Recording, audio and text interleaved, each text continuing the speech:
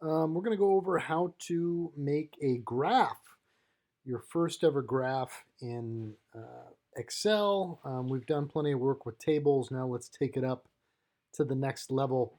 So this is the template table that I put in the lesson, and it's got the data for the volume and mass of our nail experiment. What we're going to do is we're going to take that data and we're going to put it into a graph, and that's going to help us to sort of visualize the data in a new way, because I want you guys to see something cool with the data. But let's just go over how to make a table. Easiest way to do it is to make sure that your data is set in its respective columns, and this is why I wanted you guys to use this template for to get this table down. So you're going to have column D, which is going to have your nail volumes, and then it's going to you're going to have column E, which is your the mass. Okay, what you're going to do is you're going to highlight.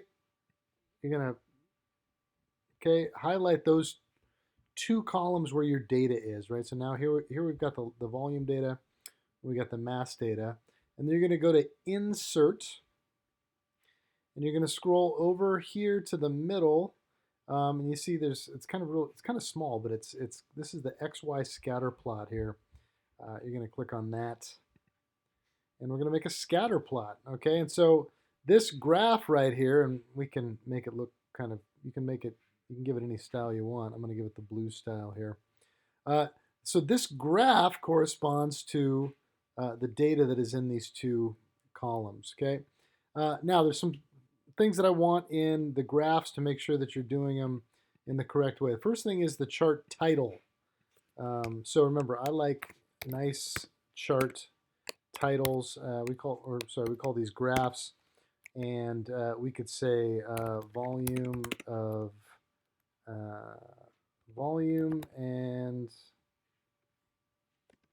masses of various amounts of nails.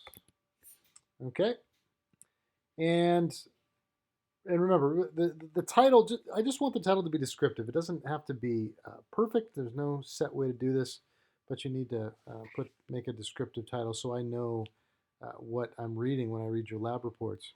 Okay. Now you need to add some various things. So what you're going to do is you're going to click on the chart, and you're going to be in chart design here, right? This is the chart design menu, and you're going to add some things through this, and it's going to be over here in the top left-hand corner, okay? And it's add chart element, okay?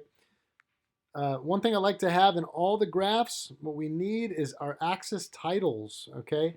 The chart does not tell me what your data corresponds to, so we need to tell the reader what that corresponds to, okay? Now, when you're doing the graphing, the first column by default is always going to be your x-axis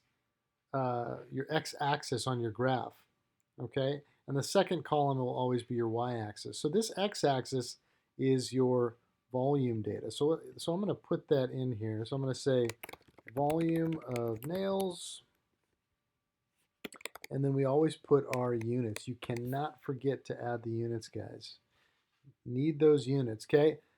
So that was adding the x axis, or the horizontal. Now we're going to add the vertical. Okay, so we're going to do this, and this is the mass data. So we got mass of nails here, and mass is of course in grams. So now we've got our nicely labeled chart with units, and now we're going to put one more thing in there, and you might not have seen this before. This is we're going to put in what's called a trend line, okay? And the data here looks to be linear, so I'm going to put in a linear trend line, and it's going to look like this, okay?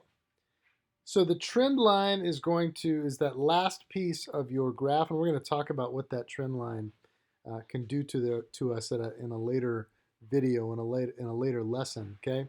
But that's how you add a graph into your table or into your Excel spreadsheet.